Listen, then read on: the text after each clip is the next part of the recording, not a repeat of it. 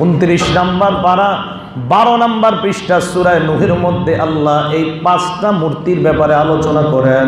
লা তাদারুন্না ওয়াদ্দা ওয়ালা সুওয়া ওয়ালা ইয়াগুসা ওয়া ইয়াউক ওয়া নাসরা।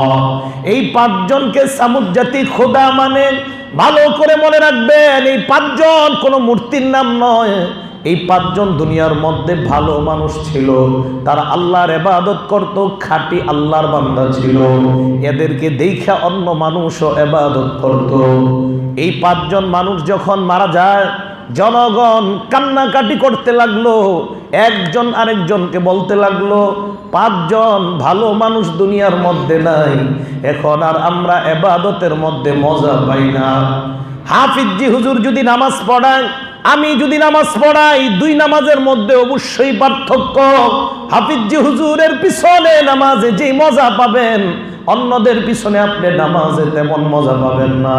আল্লাহর নবীর পিছনে নামাজের যেই মজা, আবু বকরের পিছনে নামাজের ওই মজা পাওয়া যাবে না।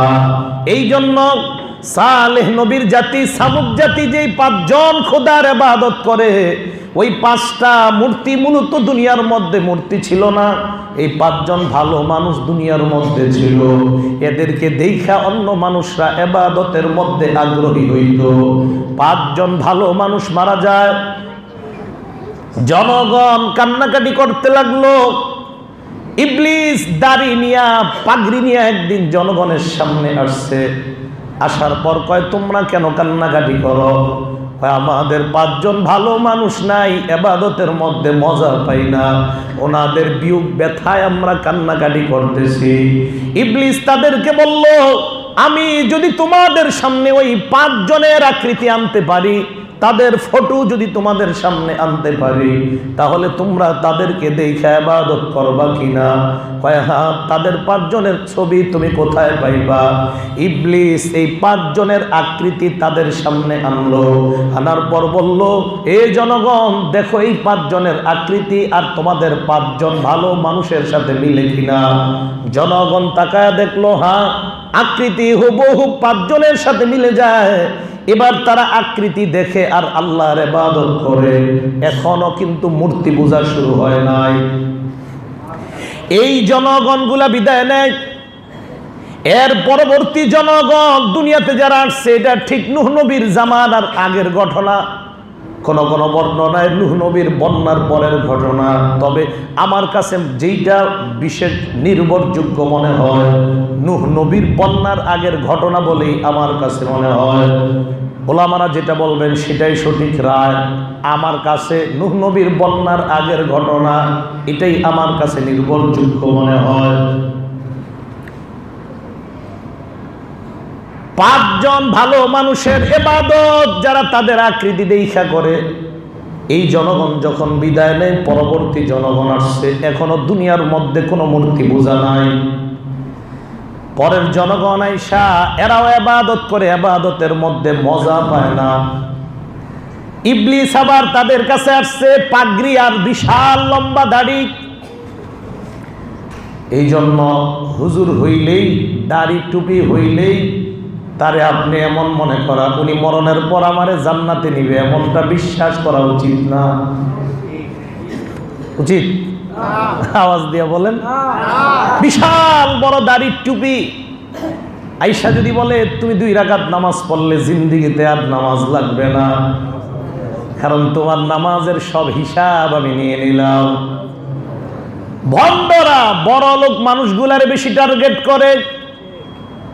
আইসা কয়, আপনি 5টা 5 স্টার হোটেলের মালিক, কিসের মরণের এত চিন্তা? আপনি আয়েশ করবেন, ফুর্তি করবেন, মাঝে মাঝে আমার দরবারে কিছু পাঠায়া দিবেন, আপনার সব দায়িত্ব আমি নিয়ে নিলাম। আওয়াজ দিয়া বলেন নাউজুবিল্লাহ।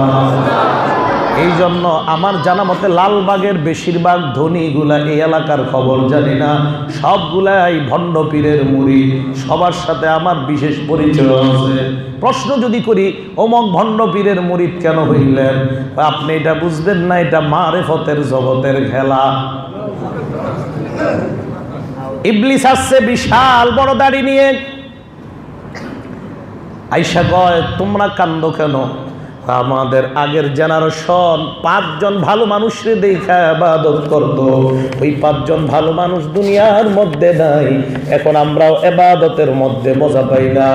ইবলিস বলল চিন্তা নাই। এবার ইবলিস 5টা মানুষের মূর্তি মাটি দিয়ে বানাইলো। বানানোর পর 5টা মাটির মূর্তি তাদের সামনে আনলো। আনার পর বলল জনগণ, এই 5টা মূর্তি তাদেরকে দেখাই আগের জনগণরা ইবাদত করত। এবার জনগণ তাদেরকে দেখে আবারও আল্লাহর ইবাদত করে। ইবলিস এসে তাদেরকে বলল, এ জনগণ, তোমাদের বাপ দাদাদেরকে আমি দেখলাম এই 5 জন খোদার পায়ের মধ্যেই তারা সিজদা দিত। এবার ইবলিস তাদেরকে বলল, তাদের পায়ে যদি তোমরা সিজদা দাও তাহলে বেশি তোমরা মজা পাইবা। তারা দেখলো এই মূর্তির পায়ের মধ্যে যদি সিজদা দেয় তাহলে আসলেই বেশি মজা লাগে অন্তরের মধ্যে। এবার দুনিয়ার সর্বপ্রথম এই 5 জন ভালো মানুষের মূর্তির ইবাদত শুরু হয়ে যায়। আওয়াজ দিয়ে বলেন নাউজুবিল্লাহ। এর মানে দুনিয়ার মধ্যে মূর্তি পূজা শুরু হয় ভালো মানুষরে কেন্দ্র করে নাকি খারাপ মানুষ? হযরত শাহজালাল ভালো মানুষ না খারাপ? শাহজালাল রহমতুল্লাহকে কেন্দ্র করে দরগা পূজা শুরু হয়েছে। খাজা মঈনুদ্দিন চিশতি অনেক ভালো মানুষ, ওনারে কেন্দ্র করে দরগা পূজা শুরু হয়েছে। হযরত শাহ আলী অনেক ভালো মানুষ, ওনারে কেন্দ্র করে দরগা পূজা শুরু হয়েছে। উনি তো কাউকে বলেন নাই দরগা পূজা করার জন্য।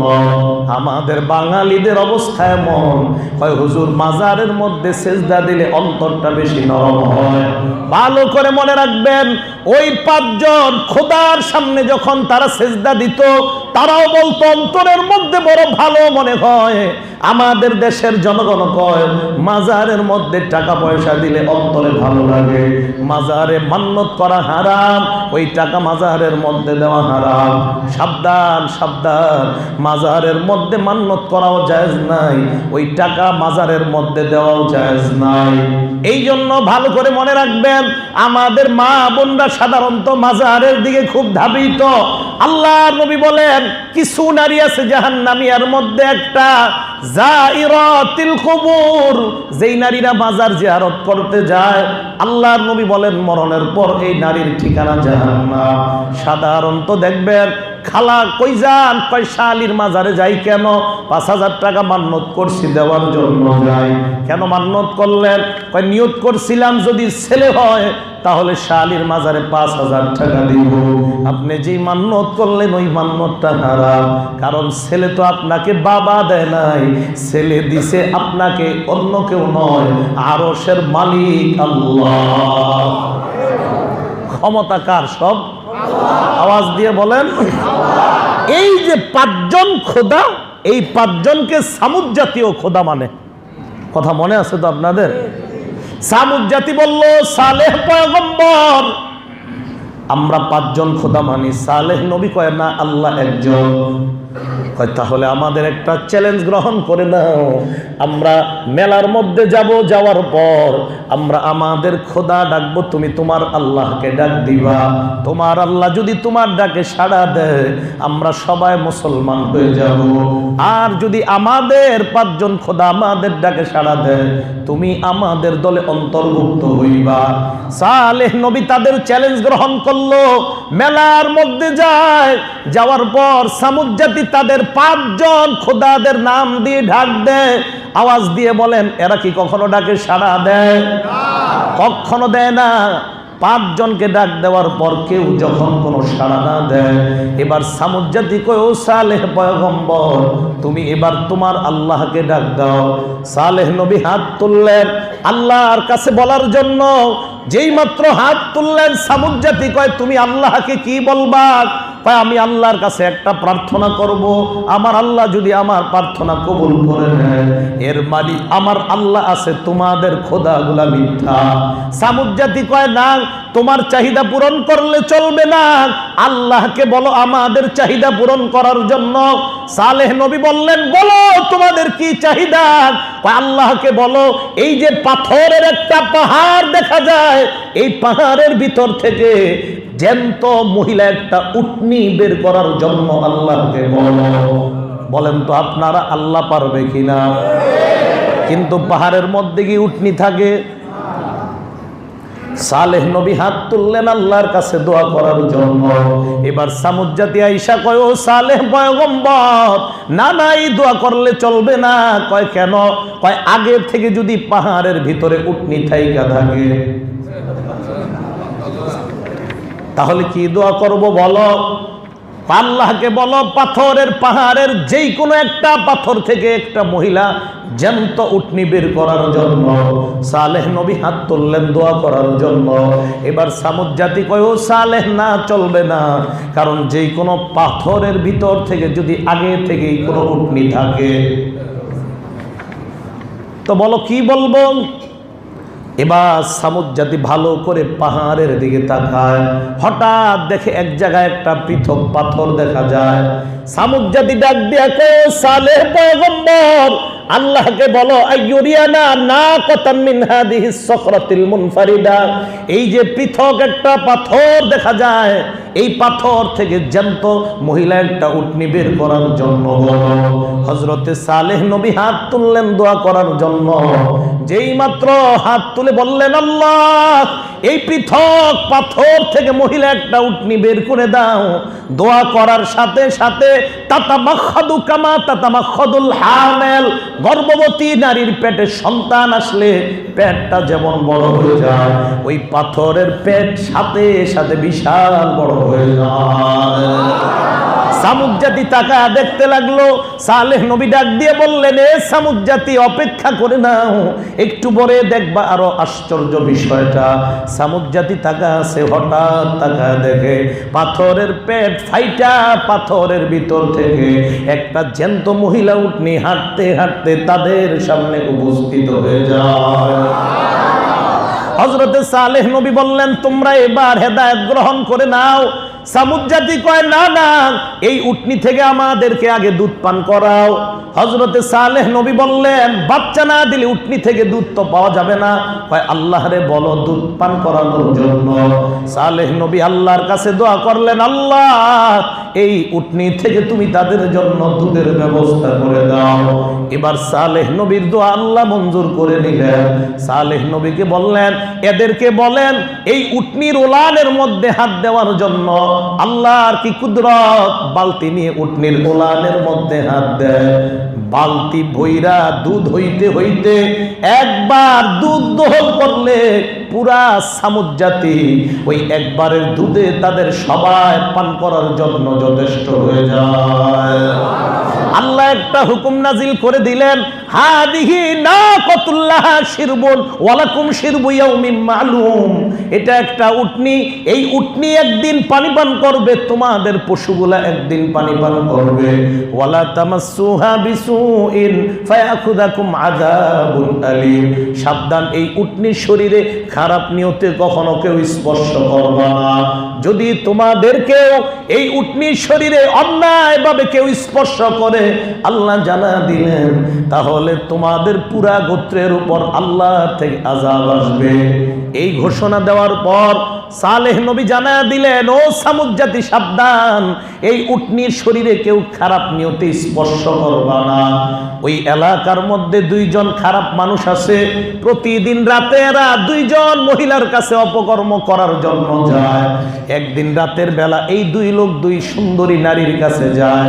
যাওয়ার পর সুন্দরী নারী দুইটা বলল, আজকে আমাদের সাথে অপকর্ম করতে পারবা না। কয় কেন? কয় আগে এক কাজ করতে হবে, সালেহ নবীর যে উটনি, ওই উটনিটা আগে হত্যা করবা, করার পর আমাদের কাছে আসবা। আওয়াজ দিয়ে বলেন নাউজুবিল্লাহ। আল্লাহর কুদরতটা হত্যা করার জন্য এবার দুইটা পাপিষ্ট বের হয়ে যায়। চিন্তায় পড়ে যায় কিভাবে হত্যা করবে। ভাড়াটে গুন্ডা তালাশ করতে লাগলো। আল্লাহ কোরআনের মধ্যে বলেন, ওয়াকানা ফিল মাদিনাতি তিসআতু রাহতিন ইউফসিদুনা ফিল আরদি ওয়া লা ইউসলিহুন, এলাকার মধ্যে 9 জনের একটা ডাকাত দল ছিল। এই ডাকাত দলের সন্ধান এই দুইজন পেয়ে যায়। ভাড়াটে ডাকাতদের কাছে যায়, যাওয়ার পর বললে, ও ডাকাত ভাইরা, টাকার বিনিময়ে আমার একটা কাজ তোমরা করবা কিনা? কয় কি কাজ? সালেহ সালেহ নবীর উটনিটা রাতের বেলা হত্যা করবা, বিনিময়ে তোমরা যা চাও আমি তোমাদেরকে তাই দিব। 9 জন ডাকাত রাজি হয়ে যায়, টাকার বিনিময়ে আল্লাহর কুদরত হত্যা করবে। রাতের বেলা তারা বের হয়ে যায়। বের হওয়ার পর সালেহ নবীর উটনিটার উপর সর্বপ্রথম কুদার নামক এক পাপিষ্ঠ আঘাত করলো। আঘাত করার পর ফাকরুহা, রাতের বেলা নবীর উটনিটা তারা হত্যা করলো। সকালবেলা এলাকার মধ্যে সবাই বলা বলি করতে লাগলো, কে এই উটনি হত্যা করলো? কারণ উটনি যে হত্যা করছে তার কারণে আমাদের পুরা এলাকার মধ্যে আযাব আসবে।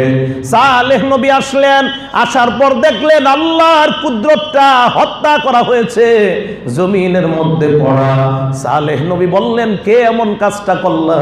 কেউ স্বীকার করে না। সালেহ নবী বললেন, আল্লাহ কিন্তু আমাকে জানায়া দিবেন। এবার 9 জন ডাকাত দল চিন্তায় পড়ে যায়, আমাদের খবর যদি সালেহ নবী জানতে পারে এলাকার জনগণ আমাদেরকে রাখবে না, সবাইকে তারা হত্যা করবে। এই 9 জন রাতের বেলা শপথ করলো, তাকাসামু বিল্লাহ লানুবাইয়িতান্নাহু ওয়া আহলাহু সুম্মা লানাকুলান্না লিওয়ালিহি মা শাহিদনা আহলিকা ওয়া ইন্না লাসাদিকুন। তারা 9 জন শপথ করলো, চলো এক কাজ করি। কয় কি কাজ? আজকে রাতে হযরতে সালেহ নবীকে হত্যা করব। বলেন নাউযুবিল্লাহ। রাতের বেলা 9 জন পাপিষ্ঠ বের হয়ে যায়, তালাশ করতে করতে রাস্তার শেষ কিনারায় যায়। যাওয়ার পর সালেহ নবীর বাড়ি পেয়ে যায়। বাড়ির সামনে একটা পাহাড়, পাহাড়ের পিছনে তারা পলায়ন করলো, অপেক্ষা করতে লাগলো। নবী যখন রাতের বেলা নামাজ পড়তে উঠবে তখন আমরা তার উপর আক্রমণ করব। হঠাৎ সালেহ নবী নামাজ পড়তে উঠলেন, এই 9 জনের ডাকাত দল আক্রমণ করতে যায়। আল্লাহর কি কুদরত, কে যেন উল্টা তাদের উপর আক্রমণ করে দেয়। 9 জন আশেপাশে তাকায়, কে আক্রমণ করলো, কোথাও কাউকে তালাশ করে পায় না। দ্বিতীয়বার আবার আক্রমণ চালায়, কে যেন উল্টা আক্রমণ করে দেয়। দ্বিতীয়বারও তাকায় দেখে কাউকে দেখা যায় না। 3 নাম্বার বার এবার ফাইনাল আক্রমণ করার নিয়ত। তৃতীয়বার যখন আক্রমণ করতে যায় উল্টা কে যেন তাদেরকে ফাইনাল আক্রমণ করে হত্যা করে দেয়। রাতের বেলা 9 জনের লাশ পাহাড়ের পিছনে পড়া। সকাল বেলা ডাকাতদের মা বাবা তাদেরকে তালাশ করে পায় না। তালাশ করতে করতে রাস্তার শেষ প্রান্তে যায়। যাওয়ার পর দেখে সালেহ নবীর বাড়ি। ডাক দেয়, সালেহ বের হও। সালেহ নবী বের হইলেন। আমাদের সন্তানগুলা কোথায়? কয় আমি কিছুই জানি না। তালাশ করতে করতে সালেহ নবীর বাড়ির সামনে পাহাড়ের পিছনে 9 জনের লাশ পায়। পাওয়ার পর এবার তারা সন্দেহ করলো, নবী ছাড়া এই কাজ কেউ করে নাই। ডাক দিয়া বলল, সালেহ পয়গম্বর তুমি হত্যা করছো। আল্লাহ জানা দে, ওয়া মাকারু মাকরা ওয়া মাকারনা মাকরা ওয়া হুম লা ইয়াশউরুন। এরা আপনাকে হত্যা করার ষড়যন্ত্র করলো, আমি আল্লাহ ফেরেশতাদের মাধ্যমে উল্টা তাদেরকে হত্যা করে দিলাম। এই জন্য সাবধান, বেঈমানের দল। মসজিদ মাদ্রাসার উপর যদি কেউ অন্যায়ভাবে আক্রমণ চালাইতে চায় আল্লাহ কিন্তু আল্লাহর বাহিনী দ্বারা পাল্টা আক্রমণ চালায়। সাবধান, মসজিদ মাদ্রাসার দিকে কখনো খারাপ দৃষ্টিতে তাকানো যাবে না। তাকানো অন্যায়, খারাপ কোনো নিয়ত করা যাবে না। করলেই ধরা পড়বে। নাস্তিক বেঈমানদের কথার মধ্যে কোনো কান দেওয়া যাবে না। বলবে মোল্লা মৌলবীরা কি বুঝে, মোল্লারা যে কি বুঝে এটা তারাও জানে না। মনে করে শুধু সুবহানাল্লাহ সুবহানাল্লাহ করে। না না, সবই খবর রাখে। সুবহানাল্লাহ যদিও করে তবে দুনিয়ার খবর যে তারা রাখে না এমনটা না। সাবধান, ভালো করে মনে রাখবেন। সালেহ পয়গম্বরকে সামুদ জাতি বলল, ও সালেহ পয়গম্বর তুমি আমাদের সন্তানগুলা হত্যা করলা। কয় না, আমি হত্যা করি নাই। হয় তোমাকে আমরা হত্যা করব, প্রস্তুত গ্রহণ করে নাও। আল্লাহ জানায়া দিলেন, সালেহ তাদেরকে আপনি জানান, তামাত্তাউ ফি দারিকুম সালাসাতা আইয়াম। এই সামুদ জাতি তোমরা আর 3 দিন দুনিয়াতে বাঁচবা। 1 নাম্বার দিন ঘুম থেকে যখন উঠবা তোমাদের চেহারাগুলা সাদা হয়ে যাবে। দ্বিতীয় দিন যখন ঘুম থেকে উঠবা তোমাদের চেহারাগুলা লাল বা হলুদ হয়ে যাবে। 3 নাম্বার দিন ঘুম থেকে ওঠার পর তোমাদের চেহারাগুলা কালো হয়ে যাবে। যেদিন চেহারা কালো হবে অপেক্ষা করে দাও, ওই দিনই তোমাদের উপর আযাব আসবে। হঠাৎ সামুদ জাতি একদিন সকালবেলা ঘুম থেকে উঠছে, ওঠার পর দেখে ইবিয়াদ্দাত উজুহুম, তাদের চেহারাগুলা সাদা। একটা আরেকটারে বলতেছে, কিরে তুই কেন সাদা? কয় তুইও তো সাদা। কেউ কারো কথা বিশ্বাস করে না। দুনিয়াতে তারা সর্বপ্রথম আয়না আবিষ্কার করলো। আয়না আবিষ্কার করার পর তাকায় দেখে সত্যি সত্যি এদের চেহারাগুলা সাদা দেখা যায়। 2 নাম্বার দিন ঘুম থেকে উঠছে, উঠার পর দেখে ইহমাররাত উজুহুহুম আও ইসফাররাত, চেহারাগুলা লাল বা হলুদ দেখা যায়। একটা আরেকটারে কয়, কিরে আজকে দি তুই হলুদ? কয় তুইও তো হলুদ। আল্লাহ রাজা ভাই সাজাইতেছে। 3 নাম্বার দিন ঘুম থেকে উঠছে, উঠার পর দেখে ইসওয়াদ্দাত উজুহুহুম, তাদের চেহারাগুলা কালা। বলা বলি করতে লাগলো, তোর চেহারা কালা? কয় তুইও তো কালা। সব কালা। সালেহ নবী তাদের দিকে তাকায় বললেন, অপেক্ষা করে নাও, আযাব একটু পরেই আসবে। একটু পর ঠান্ডা একটা বাতাস আসছে। বাতাস আসার পর সালেহ পয়গম্বর বাতাস দেখা বললেন, জনগণ আযাবের অপেক্ষা করো, একটু পরেই তোমাদের উপর মনে হয় আযাব আসবে। জনগণ কয়, এত ঠান্ডা বাতাস, এটা তো আল্লাহর রহমত। একটু পরে বুঝবা আল্লাহর রহমত নাকি আল্লাহর বোম আসতেছে। হঠাৎ দেখে আসমান থেকে বোম পড়া শুরু হয়েছে, পাথরের বোমা, ভয়ঙ্কর বোমা। এটা দুনিয়ার বোমা না। দুনিয়ায় বোমাবাজি হইলে যদি অন্যরা করে দোষ হয়ে যায় হুজুরের, যদিও হুজুরের বোমার সাথে কোনো সম্পর্ক নাই। আসমান থেকে যেটা পড়বে ওইটার দোষ কারে দিবেন? নাম লেখা লেখা বোমা, ওটার উপরে গিয়ে লাগবে, লাগার পর এই দিক দিয়ে লাগবে, আরেক দিক দিয়ে বের হবে। আরেক বর্ণনায় আসছে সামুদ জাতিকে আল্লাহ ধ্বংস করলেন বিসয়হাতি জিবরিল আলাইহিস সালাতু ওয়াস সালাম। হযরতে জিবরাইলের বিকট একটা আওয়াজ, ওই আওয়াজের মাধ্যমে সামুদ জাতি ধ্বংস হয়ে যায়। আল্লাহ বলেন, ওয়া আম্মাল আমা আলাল হুদা ফাআখাযাতহুম সাইকাতুল আযাবিল হুন। আমি আল্লাহ সামুদ জাতিকে হেদায়েত দিতে চাইলাম, এরা হেদায়েত গ্রহণ করে নাই, ফলে আমি আল্লাহ তাদেরকে ধ্বংস করে দিলাম। এ মুহাম্মদের উম্মতের দল, তোমাদের উপর আমার বড় দয়া, আমি তোমাদেরকে শিখায়া দিলাম ইহদিনাস সিরাতাল মুস্তাকিম। আমার কাছে তোমরা বারবার হেদায়েত চাও, কারণ আমি আল্লাহ এখনো আছি, আগেও ছিলাম। তাদেরকে ধ্বংস করলাম হেদায়েত গ্রহণ না করার কারণে। আমি চাইলে কিন্তু এখনো ধ্বংস করতে পারি। এই জন্য আমাদেরকে শিখায়া দিলেন ইহদিনাস সিরাতাল মুস্তাকিম। আল্লাহ তুমি আমাদেরকে সরল পথের হেদায়েত দিয়ে দাও। ফেরাউনের নাম শুনছেন? হ্যাঁ, বাড়ি কই? হ্যাঁ, ফেরাউনের বাড়ি মিশর নয়, তুরস্কের বলখে। লোকটার নাম কি সবাই বলেন? না, ফেরাউন না। লোকটার নামও ফেরাউন না। বাড়ি হলো তুরস্কের বলখ। জন্মের পর মা বাবা নাম রাখছে কাবুস। কি নাম? কাবুস নাম রাখার পর আস্তে আস্তে বড় হওয়ার পর দোস্তরা নাম দিছে বলখিয়া।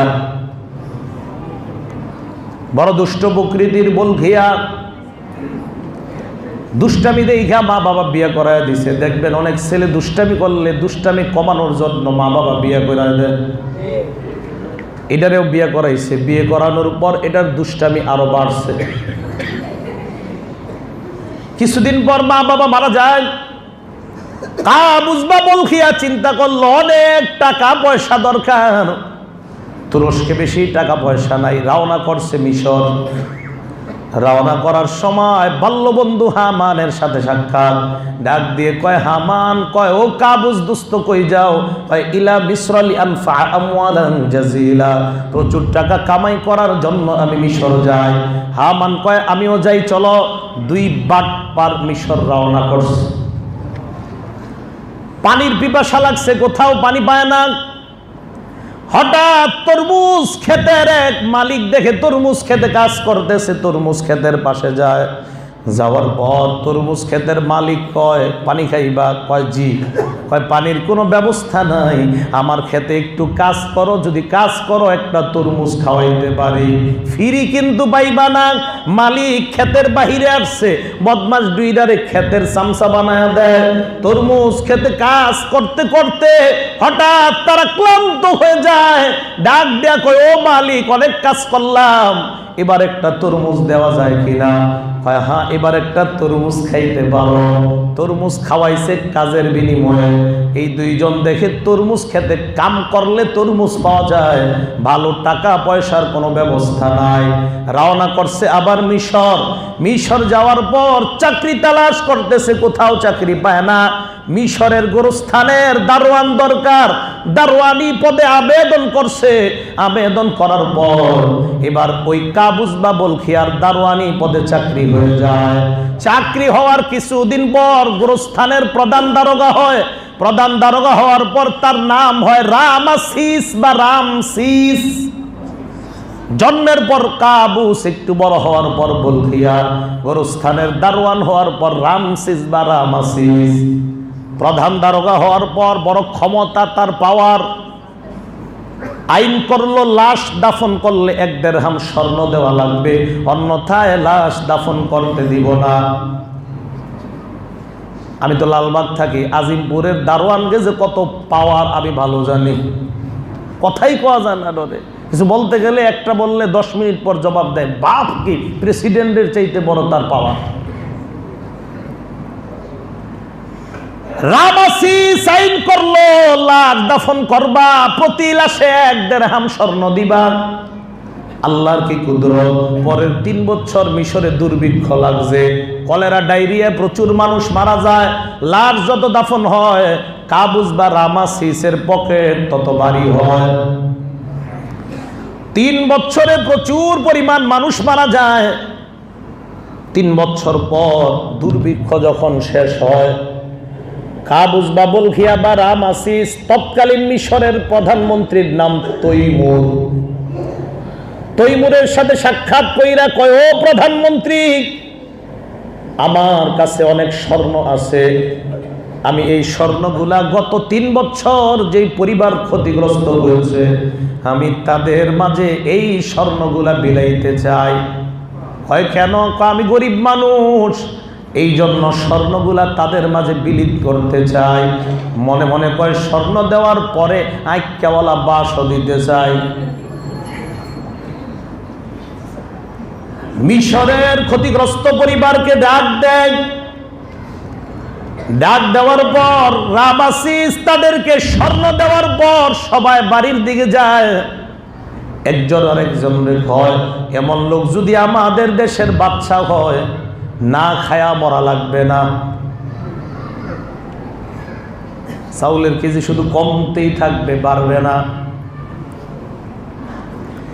কিছুদিন পর মিশরের প্রধানমন্ত্রী মারা যায়। প্রধানমন্ত্রী পদ শূন্য, কাকে প্রধানমন্ত্রী বানানো যায়? শূন্য পদে ইলেকশন। জনগণ পরামর্শ করছে চলো আমরা রামাসিসকে ইলেকশনে দাঁড় করাই। গোরস্থানে আসছে আইসা কয় ও রামাসিস, তোমারে আমরা মিশরের প্রধানমন্ত্রী বানাইতে চাই। কয় না না না, আমার এত বড় যোগ্যতা নাই। মনে মনে কয় এই জন্যই তো স্বর্ণ দিলাম।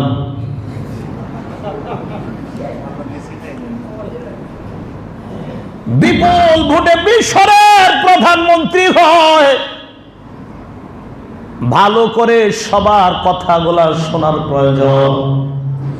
যোগের সাথে মিলাইলে সব পাবেন, কোনো সন্দেহ নাই। প্রধানমন্ত্রী হয়ে যায়। হওয়ার পর কিছুদিন পর মিশরের বাদশা মারা যায়। বাদশা কাকে বানানো যায়? জনগণের কাছে আইসা কয় ও জনগণ, কাকে বাদশা বানানো যায়? জনগণ কয় কারো চিন্তা করা দরকার নাই, তুমি বাদশা হয়ে যাও। এবার ওই কাবুস রামাসিস মিশরের বাদশা হয়। বাদশা হওয়ার পর তার উপাধি হয়ে যায় ফেরাউন। ফেরাউন উপাধি হওয়ার পর প্রধানমন্ত্রী পদটা শূন্য। কাকে প্রধানমন্ত্রী বানানো যায়? জনগণকে ডাক দেয়া কয়, জনগণ এবার প্রধানমন্ত্রী কারে বানানো যায়? আমি তো প্রধানমন্ত্রী থেকে বাদশা হইলাম, একজন তো প্রধানমন্ত্রী দরকার। জনগণ কয়, তোমার যারে মন চায় তারে বানায় দাও, ভোটের কোনো দরকার নাই। এবার প্রধানমন্ত্রী কারে বানানো যায়? বাদশা দুস্থ হামানরে ডাক দেয়া কয়, হামান তোর কপাল খুলছে, আমি বাটপার মিশরের বাদশা, আর তুই বাটপার এখন থেকে মিশরের প্রধানমন্ত্রী। দুই বাটপার মিলে এবার মিশর চালায়। মিশর চালানো অবস্থায় ওই রাজ্যের মধ্যে একজন গণক আছে, নাম হলো দবিরা। ওই গণকের অধীনে 400 অথবা 4000 গণক। এক গণক একদিন গিয়া কয়, বাদশা সাইউলাদু ওয়ালাদুন বিসমি মুসা সায়াকতুলু মুলকাকা, মুসা নামে একটা ছেলের দুনিয়াতে আগমন ঘটবে, ওই ছেলেটা আপনার রাজত্ব খতম করবে। আমাদের মনে হয় অচিরেই ছেলেটা দুনিয়ার মধ্যে আগমন ঘটবে। বাদশা ফেরাউনের অবস্থা খারাপ, সিংহাসন ছেড়ে উঠে যায়। পুলিশ বাহিনী কোথায়? আপনারা মাইন্ডে নিবেন না, বলতে পারেন হুজুর তখন কি পুলিশ ছিল? হ্যাঁ, ইতিহাসে আসছে সুরততুন, সুরতুনের বহু বচন সুরত। সুরত মানে পুলিশ বাহিনী। আল্লাহর কসম আমি 1-2 জায়গায় নাই, অসংখ্য জায়গায় পেয়েছি ফেরাউনের পুলিশ বাহিনী ছিল। সুরতুন মানে হলো পুলিশ বাহিনী, সুরততুন মানে একজন পুলিশ, আর সুরতুন মানে হলো পুলিশ বাহিনী। ফেরাউন তার পুলিশ বাহিনীকে পাঠায় দেয়, যাও যেই ঘরের সন্তান জন্ম নিবে বনি ইসরাইলের, ওই ছেলেটাকে সাথে সাথে হত্যা করবা। পরের 3 বছরে এক বর্ণনায় 12,000, আরেক বর্ণনায় 30,000, আরেক বর্ণনায় 98,000 ছেলে সন্তান হত্যা করা হয়। ক্ষমতার কি লোভ, ক্ষমতায় থাকার জন্য যা মন চাই করবে, আমার চেয়ার ঠিক রাখতে হবে। তোমার 12টা বাজলে বাঁচুক, আমার কোনো সমস্যা নাই, দেশের যা হবার হবে, কোনো সমস্যা নাই, আমি ফেরাউন দেশের বাদশা থাকা চাই।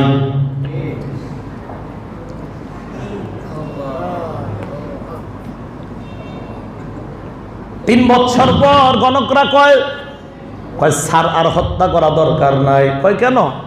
কয় মনে হয় আপনার শত্রু খতম। আনন্দে উল্লাসে 3 মাস কাটাইলো। পরের 3 মাস পর একজন গণক আইসা কয়, বাদশা দুঃসংবাদ। কি দুঃসংবাদ? কয় যেই ছেলেটা আপনার রাজত্ব খতম করবে, অলরেডি 3 মাস আগে ওই ছেলেটা দুনিয়াতে আগমন করছে। বলেন সুবহানাল্লাহ। ফেরাউনের মেজাজ খারাপ, পুলিশ বাহিনী কোথায়? যাও যাও তাড়াতাড়ি ওই ছেলেকে তালাশ করো, দরকার হইলে পুলিশ বাহিনীদের সদস্য সংখ্যা আরো বাড়াও। কয় কেন? কয় কারণ জনগণ আর আমার পক্ষে নাই, এত পরিমাণ জনগণ রে আমি মারলাম, জনগণ কি আর আমার পক্ষে থাকে নাকি? এখন যত বড় পুলিশ বাহিনী নিয়ে ছেলেটাকে তালাশ করো। এবার ছেলেটার সন্ধানে তারা বের হয়। মুসা নবীর বড় বোন বয়স হলো 11 বছর, নাম মারিয়াম। বড় ভাই নাম হলো হারুন, বয়স হলো 3 বছর। মুসা নবীর বয়স হলো মাত্র 3 মাস। বড় ভাই হারুনের বয়স 3 বছর, বড় বোন মারিয়ামের বয়স হলো 11 বছর। মারিয়াম একদিন নদীর পাড়ে ঘাস, ওই ঘাস ছাগলরে খাওয়ায়, ছাগল ঘাস খায়। হঠাৎ দেখে পুলিশ বাহিনী তাদের বাড়ির দিকে আসতেছে, দৌড়াইয়া বাড়িতে গেছে। মায়ের কোলে হযরত মুসা রুটি বানাইতেছে চুলার মধ্যে। মারিয়াম ডাক দিয়া কয়, আম্মা পুলিশ বাহিনী আমাদের বাড়ির দিকে আসতেছে, আমার ভাইটা কোথায়? মা কয়, আমার কোলেই তো তোর ভাই, আল্লাহ ইলহাম করে দিলেন, চিন্তার কোনো কারণ নাই। পুলিশ বাহিনী আসলেও তোমার সন্তানকে তালাশ করে পাবে না। এক কাজ করো, এই যে চুলার মধ্যে জ্বলন্ত আগুন দেখা যায়, ওই জ্বলন্ত আগুনের মধ্যে তোমার সন্তানটাকে তুমি ছেড়ে দাও। হযরত মুসার মা মুসাকে জ্বলন্ত আগুনে ছেড়ে দেয়। পুলিশ বাহিনী তালাশ করে বাড়ি থেকে চলে যায়। হঠাৎ মুসা নবীর আম্মা মারিয়াম রে কয়, মারিয়াম আগুন নিবানোর পর আমার ছেলের হাড্ডি গুলা দেখো, তালাশ করে পাওয়া যায় কিনা। মুসা নবী আগুনের মধ্যে 3 মাস বয়স, আল্লাহ মুসা নবীর জবান আগুনের মধ্যে চালু করে দেয়। মুসা নবী ডাক দিয়া কয়, আম্মা যেই আল্লাহ ভয়ঙ্কর পরিস্থিতিতে দুনিয়ার মধ্যে আমার আগমন ঘটাইছে, ওই আল্লাহ আগুনের মধ্যে আমাকে হেফাজত করছে। হযরতে মুসার মা রাতের বেলা মুসারে নিয়ে ঘুমায়। ঘুমানোর পর আল্লাহ ইলহাম বা স্বপ্নের মধ্যে জানায়া দেয়, আনিকজি ফিহি ফিত তাবুতি ফাকজি ফিহি ফিল ইয়ামি ফালইউলকিহিল ইয়ামু বিসাহিলি ইয়াখুযহু আদুউল লি ওয়া আদুউল্লাহ। ছেলেটারে একটা বাক্সের মধ্যে ঢুকাও, নদীর মধ্যে ছেড়ে দাও। নদীর পানি ওই ছেলেটারে আমার শত্রু এবং তার শত্রুর কাছে নিয়ে যাবে। তার শত্রু আর আমার শত্রুই তাকে গ্রহণ করবে। চিন্তার কোনো কারণ নাই। ইন্না রাদ্দুহু ইলাইকি, আমি আল্লাহ ওয়াদা করলাম তোমার ছেলে যেখানেই যায় আমি আল্লাহ আবার তোমার কোলে তোমার ছেলেকে ফিরিয়ে দিব। মুসা নবীর আম্মার ঘুম ভাঙছে। ঘুম ভাঙার পর চিন্তায় পড়ে যায় বাক্স কিভাবে বানায়। হঠাৎ নদীর পার দিয়ে একজন বাক্সওয়ালা যায় আর ডাক দিয়ে কয়, কেউ আছেন বাক্স বানাইবেন? মুসা নবীর আম্মা বড় আশ্চর্য হয়ে যায়, এমন ফেরিওয়ালা তো জীবনেও দেখলাম না। জানালা দিয়ে মাথাটা বের করে কয়, কে তুমি বাক্সওয়ালা? একশের মধ্যে সন্তান রাইখা নদীর মধ্যে ছাড়া যায়। মুসা নবীর আম্মা চিন্তায় পড়ে যায়, আমার কথা এই লোকটা কিভাবে জানলো? না জানি ফেরাউনের গোয়েন্দা বাহিনী। তাই মিয়া তোমারে আমি এত কিছু বলছি। কয় ম্যাডাম রাগ করবেন না, এমনিতেই বললাম। ঠিক আছে তুমি বাক্স বানাও, আমি কাঠ নিয়ে আসি। কয় না, কাঠের কোনো প্রয়োজন নাই, আমার এই কাঠের মধ্যে যে ব্যাগের মধ্যে কাঠের ব্যবস্থা আছে। তাহলে তুমি বাক্স বানাও, এক গ্লাস পানি আনেন। মুসা নবীর আম্মা পানি আনতে যায়। পানি আনতে আধা মিনিট সময় লাগে নাই। পানি আইনা দেখে বাক্স বানানো অলরেডি হয়ে যায়। মুসা নবীর আম্মা বড় আশ্চর্য প্রশ্ন করলেন, কাইফাম কানালা কান্তাসনা হাদা সুন্দুকা ফি হাদাল ওয়াক্তিল কালিলি আইয়ুহান নাজ্জার। ও কাঠ মিস্ত্রি ভাই, এত স্বল্প সময়ে কিভাবে তোমার পক্ষে এই বাক্সটা বানানো সম্ভব হলো? এবার কাঠ মিস্ত্রি জবাব দেয়, আমি পাক্কা মিস্ত্রি, আমার বাক্স বানাইতে তেমনটা দেরি হয় না। মুসা নবীর আম্মা বললেন, ইশরাবিল মা, পানি পান করো। কয় না, পানি পান করব না। মুসা নবীর আম্মা বললেন, তুমি তো পানি চাইলা, কেন পান করবা না? মিস্ত্রি কয়, আমি পানি চাই কিন্তু পান করি না। দাঁড়াও পারিশ্রমিক নিয়ে আসি। কয় না, আমি কাঠ দিয়ে বাক্স বানায় পারিশ্রমিক নেই না, ফিরি আমি বাক্স বানায় দেই। মুসা নবীর আম্মা কয়, আরিফনি মারিফাতাকা আদউ লাকা, তোমার পরিচয়টা দাও, অন্তত তোমার জন্য আল্লাহর কাছে আমি দোয়া করব। এই কথা বলার পর মুসা নবীর আম্মার কাছে মিস্ত্রি ডাক দিয়ে কয়, বারবার যখন আপনি আমাকে বলতেছেন পরিচয় দেওয়া ছাড়া কোনো উপায় নাই, আমি দুনিয়ার সাধারণ কোনো কাঠমিস্ত্রি নই, আমি আল্লাহর ফেরেশতা হযরতে জিবরাইল আমিন। মুসা নবীর আম্মা রুই দিয়ে একটা সুন্দর বিছানা বানায়, বিছানাটা বাক্সের মধ্যে দিয়ে দেয় সন্তানের আরামের জন্য। লম্বা আলোচনা, বাক্স নদীর মধ্যে ছেড়ে দেয়, রওনা হয়েছে। বাক্স রওনা হওয়ার পর হযরতে মুসা নবীর আম্মা মারিয়ামকে ডাক দিয়ে কয়, কুসিহি, তুইও বাক্সের সাথে সাথে নদীর পার দিয়ে যা। মারিয়াম রওনা করলেন, বাক্স যায়। আল্লাহর কি কুদরত, বাক্স যাইতে যাইতে ফেরাউনের বাড়ির সামনে উপস্থিত হয়ে যায়। আসিয়ার খাদেমারা তখন গোসল করতেছে। হঠাৎ দেখে একটা বাক্স। বাক্স দেখার পর যেই মাত্র বাক্স খুলছে, খোলার পর দেখে সুন্দর একটা সন্তান। এই সন্তান তার শাহাদাত আঙ্গুলটা মুখের মধ্যে দেয়। আঙ্গুল মুখের মধ্যে দেওয়া, আল্লাহর কি কুদরত, তাকায়া দেখে আঙ্গুলের ভিতর থেকে দুধ বের হয় আর সন্তান চুষে চুষে দুধ পান করে নেয়। ঠিক আছে, আল্লাহুম্মা সাল্লি আলা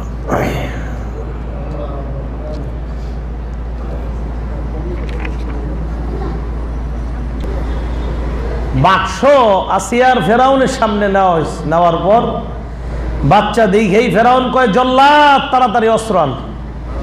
আসিয়া কয়, কেন? এই ছেলে আমার শত্রু, কোনো সন্দেহ নেই। আরে আপনি যারে মন চায় তারই শত্রু বলেন, এটা মনে হয় শত্রু না আমাদের। কেন? কুররাতু আইনিন লি ওয়ালাদ, হইতে পারে আমার আপনার চোখের শীতল হবে, আসা ইয়ানফানা আও নাত্তাখিদাহু ওয়ালাদা, আমাদের কাজে আসতে পারে, অথবা তাকে আমরা সন্তান হিসাবে গ্রহণ করব। আমাদের তো সন্তান নাই, আল্লাহ মনে হয় সন্তান হিসাবে পাঠাইছে। ফেরাউন কিন্তু ঠিকই চিনছে শত্রু। ফেরাউন কয় আসিয়া আমার কেমন জানি লাগতেছে, কয় আমরা চিন্তা করেন না তো। নিয়ে গেছে বাড়িতে, নিয়ে যাওয়ার পর সমস্ত দুধ পানকারিনী মহিলাদেরকে খবর দিস বাচ্চার ছেলের দুধ পান করাবে। সবাই আসছে, আসার পর ফেরাউন কয় এই ছেলের নাম কি দিমু? নাম কি জানে ওরা? এরা তো নাম জানে না। নবীর নাম কি বলেন তো? সবাই বলেন। খাদেমারা কয় বাচ্চা আমরা একটা প্রস্তাব দেই। কি প্রস্তাব? কয় এই ছেলেটারে আমরা পানির মধ্যে আর কাঠের মধ্যে পাইলাম। পানির মধ্যে একটা কাঠের বাক্স ভাসতে দেখলাম, ওই বাক্সে পাইলাম হিব্রু ভাষায় মু অর্থ পানি, সা মানে কাঠ। হিব্রু ভাষায় মু অর্থ পানি, সা অর্থ কাঠ। যেহেতু বাচ্চা ছেলেটার আমরা মুয়ের মধ্যে পাইলাম আর সায়ের মধ্যে পাইলাম। মু মানে পানির মধ্যে পাইলাম, সা মানে কাঠের মধ্যে পাইলাম। বাচ্চা ছেলেটার নাম দুইটা মিলাইলে আপনারাই বলেন কি হয়? এর নাম আমরা মুসা রাইখা দেই। মুসা অর্থ যারে পানি আর বাক্সের মধ্যে পাওয়া যায়। হযরতে মুসাকে পাওয়ার পর এবার মুসার নাম পাইলো। বাদশা কয় মুসারে দুধ পান করাবে কে? দুধ পানকারী মহিলারা আসছে, বাদশার ছেলেরে দুধ পান করাবে। আল্লাহ বলেন ওয়াহাররামনা আলাইহিল মারাদিআ মিন ক্বাবলু, আমি আল্লাহ সমস্ত দুধ পানকারিনী মহিলাদেরকে হারাম করে দিলাম, কারো দুধ মুসা পান করবে না। দরজার মধ্যে মুসার বোন মারিয়াম দাঁড়ানো, কয় ও বাদশা অনুমতি দিলে হাল আদুল্লুকুম আলা আহলি বাইতিন ইয়াকফুলুনাহু লাহু ওয়া হুম লাহু নাসিহুন, এই ছেলেটারে দুধ পান করানোর মতো একজন পরিবারের সন্ধান আমি দিতে পারি। ওই পরিবারের মহিলার দুধ সাধারণত বাচ্চারা পান করে, আপনি বললে আমি ওই পরিবারের সন্ধান দিব কিনা? ফেরাউন কয় সন্ধান দেওয়ার দরকার নাই, মহিলারে এখনই নিয়ে আসো। মারিয়াম দৌড়া যায়, আম্মা তাড়াতাড়ি ফেরাউনের বাড়িতে চলো। কয় কেন ধরা খেয়ে গেলাম? কয় না না, আগে ফেরাউনের বাড়িতে চলেন। মা ফেরাউনের বাড়িতে আসছে। মুসা নবীর মাকে ফেরাউন ডাক দিয়া কয় মহিলা আমার ছেলেটারে একটু দুধ পান করাইতে পারবা কিনা? বদমাশ কয় কি মগা, আমার ছেলের একটু দুধ পান করাইবা? মুসা নবীর আম্মা কয় আপনি বললে তো অবশ্যই করাইতে হবে। যেই মাত্র সন্তানকে মায়ের কোলে দেয় সাথে সাথে দুধ পান করা আরম্ভ করে দেয়। বাচ্চা ফেরাউন কয় আমার ছেলেটারে একটু তুমি প্রতিনিয়ত দুধ পান করাইতে পারবা কিনা? মুসা নবীর আম্মা কয় আপনি বললে পারবো। আমার বাড়িতে আসতে তোমার কষ্ট হবে, আমার বাড়িতে আসার দরকার নাই, আমার ছেলেটা তোমার বাড়ির মধ্যেই নিয়ে যাও। বাদশা ফেরাউন কয় হে মহিলা দুধ পান করাইবা, মাসিক একটা বেতনেরও দরকার, তোমার কষ্ট করে আসার দরকার নাই, দারোয়ানের মাধ্যমে মাসে মাসে তোমার বাড়িতে আমি বেতনটাও পৌঁছায় দিব।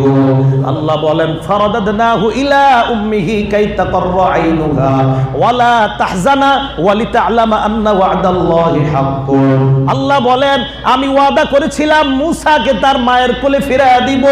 ডাক দিয়া বলেন এ মুসার মা, আমি তোমার সন্তান তোমার কোলে ফিরিয়ে দিলাম, যেন তোমার চোখের শীতল হয়, চিন্তা যেন না করো, আর যেন জানতে পারো আল্লাহর ওয়াদা চিরসত্য, কোনো সন্দেহ নাই। আমি আল্লাহ তোমার কোলে তোমার সন্তান ফিরাইয়া দিলাম, মাসিক ফিরি ফিরি একটা ইনকামের ব্যবস্থা করে দিলাম। নিজের ছেলেরে নিজে দুধ পান করাবে, আবার মাসে মাসে টাকা। বয়স বড় হইতে হইতে মনে করেন 30-33 হয়ে গেছে, মাঝের 30 বছর আলোচনা করার সময় নাই। এই 30 বা 33 হওয়ার পর হযরতে মুসা আলাইহিস সালাতু ওয়াস সালাম একটা মার্ডার করছে। মার্ডারের পর যেমনি হোক লম্বা আলোচনা, উনি চলে গেলেন মাদিয়ান। 8 দিন 8 রাত্রের সফর করার পর মাদিয়ান গেলেন। যাওয়ার পথে কোনো খাবার পায় নাই। তাফসীরের কিতাবে আসছে ইরাফি বাতনিহি ওরাকুল আশজার, ওনার পেটে এত সুন্দর ছিল, বাহির থেকে পেটের ভিতরে গাছের পাতাগুলা যে খাইছে দেখা গেছে, এত কষ্ট করছে। মুসা নবী জায়গায় যাই আল্লাহ রেখো, আল্লাহ ইন্নী লিমা আনজালতা ইলাইয়া মিন খায়রিন ফাকির, আল্লাহ যা পাঠাও ওইটাই আমার জন্য ভালো, কিছু খাবারের ব্যবস্থা করো। মুসা নবী সেখানে যাওয়ার পর দেখলেন কিছু মানুষ কূপের মধ্যে রাখালরা তাদের পশুরে পানি পান করায়।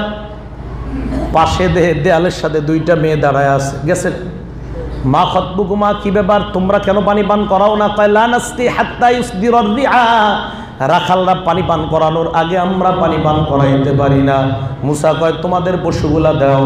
পশু নিয়ে উনি পাশের আরেকটা কূপের কাছে যায়। ওই কূপের ঢাকনা উঠাইতে কমপক্ষে 10 জন, কোনো বর্ণনায় 12, কোনো বর্ণনায় 40 জন লোকের প্রয়োজন। আমরা কমটাই ধরি, 10 জন লোকের প্রয়োজন। মুসা নবীর পেটে খাবার নাই, এক হাতের মধ্যে প্রাণী, আরেক হাতে ঢাকনা উঠায়। মেয়ে দুইটা হা করে তাকায় আছে। 10 জন যেই ঢাকনা উঠায়, হযরতে মুসা এক হাত দিয়া ওই ঢাকনাটা উঠায়। নবীওয়ালা শক্তি সাবধান, নবীর শক্তি কিন্তু সাধারণ শক্তি না। নবীর ওয়ারিস ওলা আমাদেরও কিন্তু শক্তি যে কম তাও না, রুহানি শক্তি আছে, সাবধান। এমন ফু দিব ইন্দুর হয়ে যাবেন। এক হাত দিয়া ঢাকনা উঠাইছে। মেয়ে দুইটা হা করে তাকায়, সর্বনাশ, এটা কি দেখলাম। পানি পান করা কয় যাও বাড়ি যাও। মেয়ে দুইটা তাড়াতাড়ি বাড়িতে আসছে। বাবার নাম শুআইব। মেয়ে দুইটার একজনের নাম সফুরা, আর একজনের নাম 4টা পাওয়া যায়, সফিরা, লাইয়া, লিয়া বা শারক। একজনের নাম সফুরা, আর একজনের নাম 4টা পাওয়া যায়, সফিরা, লাইয়া, লিয়া অথবা শারক। এই দুইটা মেয়ে হযরতে শুআইবের মেয়ে। হযরতে শুআইব বললেন আজকে এত তাড়াতাড়ি আসলা? আব্বা এমন এমন ঘটনা। এক মেয়েকে পাঠায় দেয়, যাও যাও তাড়াতাড়ি ওই ছেলেটারে আমার বাড়িতে নিয়ে আসো। ডাক দেওয়ার জন্য মেয়ে একটা গেছে। যাওয়ার পর কয় ইন্না আবি ইয়াদউকা লিয়াজজিয়াকা আজরা মা সাকাইতা লানা। আব্বা আপনাকে ডাকছে পানির পারিশ্রমিক দেওয়ার জন্য। কয় না না, আমরা আহলে বাইতের সন্তান, আমরা কখনো পানি পান করানো বা কোনো কাজের বিনিময়ে আমরা নেই না। মুসা নবী শুআইবের বাড়িতে আসলেন। আসার পর মুসা নবী পারিশ্রমিক তো নিবেই না। শুআইব কয় আমার বাড়ির মেহমান হও। মেহমান হইয়া খানা খায়। যখন বিদায় নেয়, বিদায় নেওয়ার সময় পর্দার আড়াল থেকে 2 মেয়ের এক মেয়ে কয় আব্বা ইস্তাজিরহু, এই ছেলেটারে আমাদের বাড়ির শ্রমিক বানান। কয় কেন? কয় আব্বা তার মধ্যে 2টা গুণ আছে। এই শ্রমিকদের মধ্যে 2টা গুণ যদি পাওয়া যায়, এই 2টা গুণওয়ালা শ্রমিক রাখা প্রয়োজন। 1 নাম্বার আল কবিয়্যু, ছেলেটা শক্তিশালী। 2 নাম্বার আল আমিন, ছেলেটা বিশ্বস্ত। শুআইব বললেন তুমি কিভাবে বুঝলা? কয় আব্বা এই ছেলেটা 10 জনে যে কূপের ঢাকনা উঠায়, একাই সেই ঢাকনা সে উঠাইতে পারে। আর আব্বা রাস্তা দিয়ে যখন আমি ছেলেটার সাথে আসলাম, আসার সময় তার আমানতদারিতে আমি দেখলাম, তার তাকওয়া আমি দেখলাম, এই জন্য বলতে পারি সে বিশ্বস্ত। শুআইব চিন্তা করলেন এমন একটা আগন্তুক ছেলেরে আমার বাড়িতে রাখবো, 2টা মেয়ে আছে। শুআইব বললেন ইন্নী উরিদু আন উনকিহাকা ইহদাবনাতাইয়া হাতাইনি আলা আন তাজুরানি সামানিয়া হিজাজ। আমার 2 মেয়ের একটা তোমার কাছে বিয়া দিতে চাই। মুসা নবী কয় আমার কাছে তো মোহর নাই। কয় আমার বাড়িতে 8 বছর কাজ করবা, এটাই তোমার মোহর, অথবা 10 বছর যদি তুমি চাও পূর্ণ করতে পারো। মুসা নবী রাজি হয়ে গেলেন। মেয়ে একটা বিয়ে করলেন। লম্বা আলোচনা, মনে করেন 10 বছর হয়ে গেছে। 30 আর 10 হয় 40। 40 হওয়ার পর মুসা নবী মিশর রওনা করছে বিবি নিয়ে। হযরতে শুআইব তার মেয়েকে বললেন যাও আমার গুদামের মধ্যে একটা লাঠি আছে, লাঠিটা তাড়াতাড়ি নিয়ে আসো। হযরতে শুআইবের মেয়ে লাঠিটা আনলেন। লাঠি আনার পর শুআইব নবী বললেন নাও তোমাকে লাঠিটা আমি হাদিয়া দিলাম। মুসা নবী কয় লাঠির কি উপকারিতা? হযরতে শুআইব কয় এটা সাধারণ কোনো লাঠি নয়, হাদিহিল আসা মিন আসিল জান্নাহ, এই লাঠি বাবা আদম জান্নাত থেকে নিয়ে আসছেন, ওই লাঠিটা আমি তোমাকে উপহার দিলাম। মুসা নবী রাতের অন্ধকারে লাঠি নিয়ে যায়। রাস্তার মধ্যে আলোর ব্যবস্থা নাই, লাঠি এইভাবে রাস্তায় ধরে, লাঠির মাথা থেকে টর্চ লাইটের মতো আলো বের হয়ে যায়। মুসা তার পরিবার নিয়ে যায়। হঠাৎ বিবির প্রসব বেদনা উঠছে। প্রসব বেদনা ওঠার পর মুসা নবী কয় উমকুসু ইন্নী আনাস্তু নার, অপেক্ষা করো আমি দূরে আগুন দেখতে পাইলাম। মুসা নবী আগুন আনতে যায়। আগুন আনতে যাওয়ার পর 2 বর্ণনা, এক বর্ণনায় আগুন মুসা নবীরে ধাক্কা দেয়, আরেক বর্ণনায় মুসা নবীরে দেখে আগুন পিছনে সরে যায়। মুসা নবী বুঝতে পারলেন এটা আগুন নয়। উপরের দিকে তাকায়, দেখে গাছের পাতার মধ্যেও আলো দেখা যায়, ডালের মধ্যে আলো দেখা যায়, গাছের সর্বাঙ্গে আলো আর আলো, আশেপাশের পাহাড় আলো আর আলো। মুসা নবী চিন্তায় পড়ে গেলেন, এত আলো দেখা যায় কেন? হঠাৎ কে যেন ডাক দেয়, ইয়া মুসা, হে মুসা। মুসা নবী চিন্তা করেন, আমার এই জায়গায় কে ডাক দেয়? আশেপাশে তাকায় কোনো মানুষ খুঁজে পায় না। গায়েব থেকে আওয়াজ আসলো, মুসা কাউকে তালাশ করে লাভ নাই, ইন্নী আনা রব্বুকা, আমি হলাম তোমার রব আল্লাহ। হযরতে মুসাকে বললেন, আনাখতারতুকা, আমি তোমাকে নির্বাচিত করলাম, মানে তোমাকে এই মুহূর্তে নবী বানায়া দিলাম। ফাসতামি লিমা ইউহা, তুমি কান পেতে শোনো আমি কি কি বলি। আল্লাহ অনেকগুলা কথা বললেন। হঠাৎ বললেন, ওমা তিলকা বিয়ামিনিক, হাতে এটা কি ডান হাতে? মুসা নবী জবাব দিলেন, হিয়া আসায়া, আমার লাঠি, আতাওয়াক্কাউ আলাইহা, এটার উপর আমি ভর দেই। ওয়া আউশু বিহা আলা গনামি, আমি আমার বকরি অথবা মেষগুলারে গাছের পাতা পাইরা খাওয়াই। ওয়ালিয়া ফিহা মারিবু উখরা, এর দ্বারা আল্লাহ আমি আর অনেক কাজ করি। তাফসীরের কিতাবে আসছে এই লাঠি দ্বারা আর কি কাজ হয়? ওনার যদি আপেল খাইতে মন চায়, আনার খাইতে মন চায়, সাথে সাথে লাঠি জমিনের মধ্যে রাখে, লাঠির মধ্যে আনারের মতো গাছ হয়ে যায়, আনার ধরে যায়, সাথে সাথে আনারের ব্যবস্থা আল্লাহ করে দেয়। আপেল খাইতে মন চায়, আপেলের ব্যবস্থা করে দেয়। এমন একটা কুদরতি লাঠি, এত কুদরতি একটা লাঠি আল্লাহ ওনারে দান করলেন। আল্লাহ কয়, লাঠিটা জমিনের মধ্যে ফালা। লাঠি জমিনের মধ্যে ফালায়, ফাইদা হিয়া হাইয়াতুন তাসআ, লাঠি দেখে একটা সাপ হইয়া দৌড়াদৌড়ি করতে লাগলো। তাফসীর ইবনে কাসিরে আসছে, এত বড় একটা সাপ, যেই সাপের এতগুলা গুণাগুণ, সাপ যেদিকে যায় সামনে যদি পাথর পায়, বিশাল বড় বড় পাথর এইভাবে খায়া ফেলে, গাছ পাইলে গাছ খায়া ফেলে।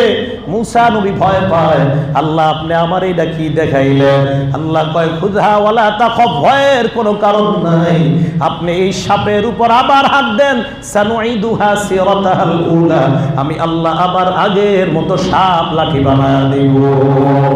হযরতে মুসাকে আল্লাহ এবার বললেন, যান ফেরাউনরে দাওয়াত দেন।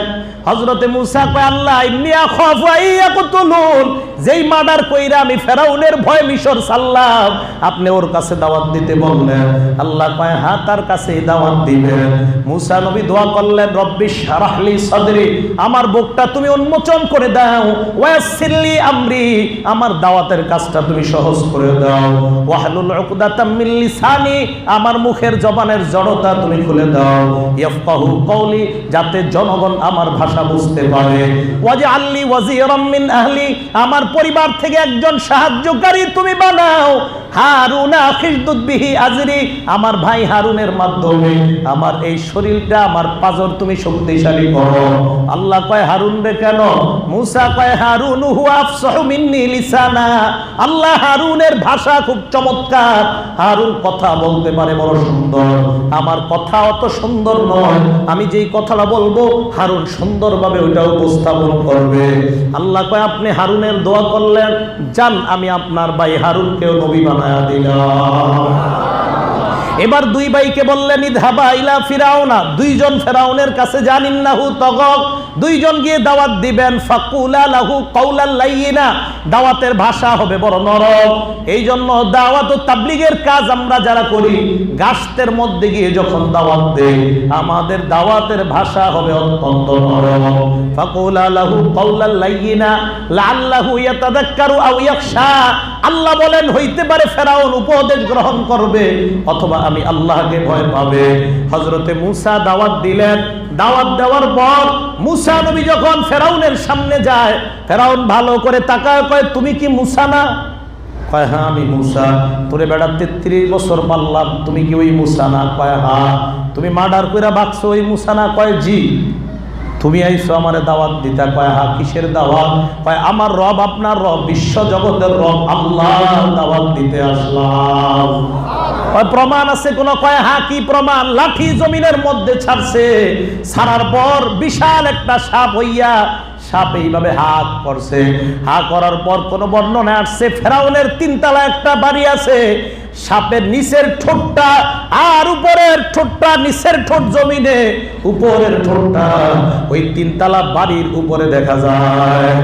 আরেক বর্ণনা আসছে নিচের ঠোঁট আর উপরের ঠোঁটটা মাঝখানে ফাঁকা, মাত্র 80 গজ লম্বা। কয় গজ? ফেরাউন কয়, থামা, এটা আগে থামা, পরে কথা হবে। মুসা নবী থামাইস, থামানোর পর ওইটা আবার লাঠি হয়ে গেছে। আর কিছু আছে? বাইর করমুনি হাতটা। বাইর হাত বাইর করলে কি হয়? বাইর করমুনি। করো।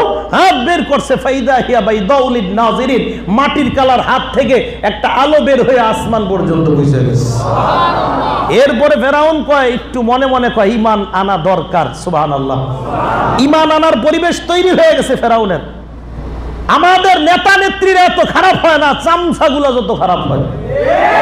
চামচাদের কারণে নেতারা খারাপ হয়, নেতারা খারাপ হয় না। নেতা খারাপ হইলে আল্লাহ এর নেতা বানাইতো না। নেতারা ভালো, এদের চামচাগুলো বদমাশ, তারা দেশ শেষ করে দেয়।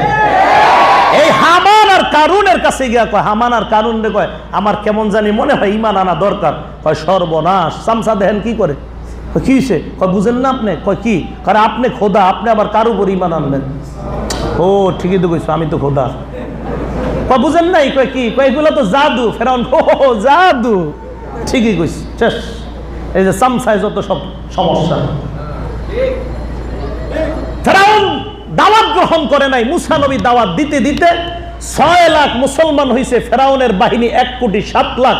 আল্লাহ তাদেরকে হেদায়েত গ্রহণ না করার কারণে ধ্বংস করে দিছে। মুসা নবীর 6 লাখকে হেদায়েত গ্রহণ করার কারণে নদীর উপর দিয়া রাস্তা বানায় আল্লাহ মুক্তি দিয়ে দিচ্ছেন। লম্বা আলোচনা, আসলে এই বিষয়টা অনেক দীর্ঘ আলোচনা করা দরকার ছিল।